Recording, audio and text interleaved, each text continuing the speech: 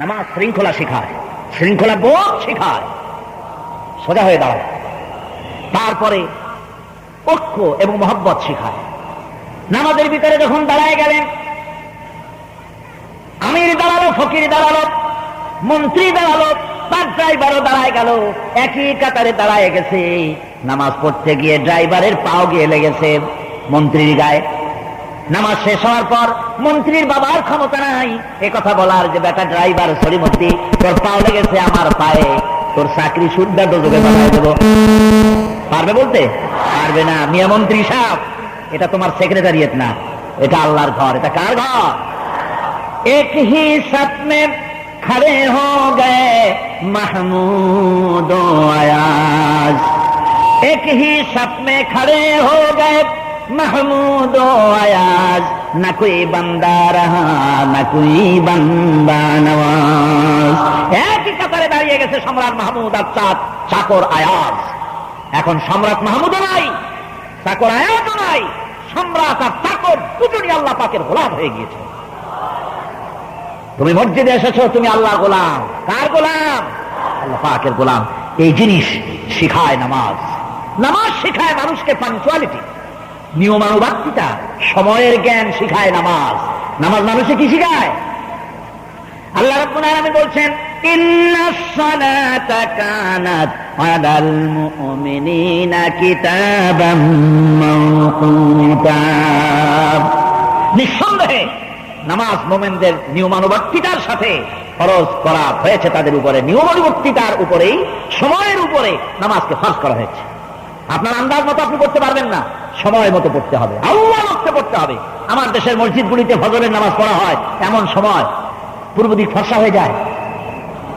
ইমাম সাহেব যদি ভুল করে নামাজ যদি দোহরাতে যান তাহলে সূর্য উদয় হয়ে যাবে, এমন অবস্থা। নামাজ এত দেরিতে পড়া হয়। প্রত্যেক ওয়াক্তের নামাজ আল্লাহ লক্ষ্যে পড়ার জন্য রাসূল সাল্লাল্লাহু আলাইহি ওয়াসাল্লাম তাগিদ করেছেন। সময়ের দিকে লক্ষ্য রাখতে বলা হয়েছে। যেই জাতি, লক্ষ্য করুন, যে জাতি দৈনিক 5 বার টাইমলি, অক্তমতো, সময় মতো নামাজ আদায় করতে হয়, দুর্ভাগ্যজনক সত্য, সেই জাতির কাছে সময়ের কোনো দাম নাই। সময়ের দাম নাই। 9টার গাড়ি কয়টা আসবে? 9টার গাড়ি কয়টা আসবে? একদিন দেখা গেল সত্যি 9টার সময় এসে গেছে। যাত্রীরা বলছে মাশাআল্লাহ, অন্তত একটা দিন তো 9টার সময় আসলো। স্টেশন মাস্টার বলছে না, খুশি হওয়ার কারণ নাই, আজকের না, এটা গতকালকেরটা।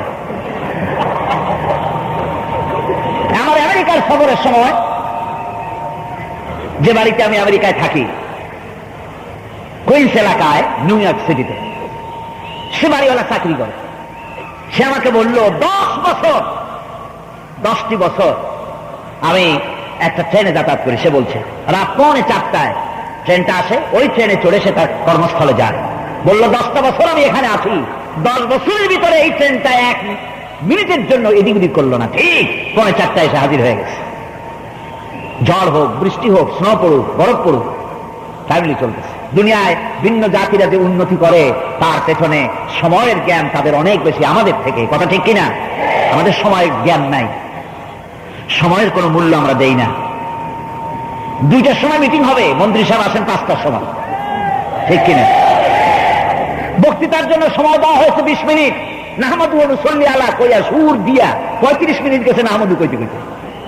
সময় 20 মিনিট, তার মনেই নেই। এই যে সময়ের জ্ঞান নাই, এটা ব্যর্থতা। নামাজ মানুষকে সময়ের জ্ঞান শিখায়। কোন আলহামদুলিল্লাহ। এই সময়ের জ্ঞান আমাদেরকে শিখতে হবে। এবার আমি আপনাদের সামনে বলতে চাই, আল্লাহর নবী জনাবে মুহাম্মদ রাসূলুল্লাহ সাল্লাল্লাহু আলাইহি ওয়াসাল্লাম নামাজের ব্যাপারে কি বলছেন। এতক্ষণ তো আল্লাহর কথা শোনালাম, কার কথা শোনাইছে?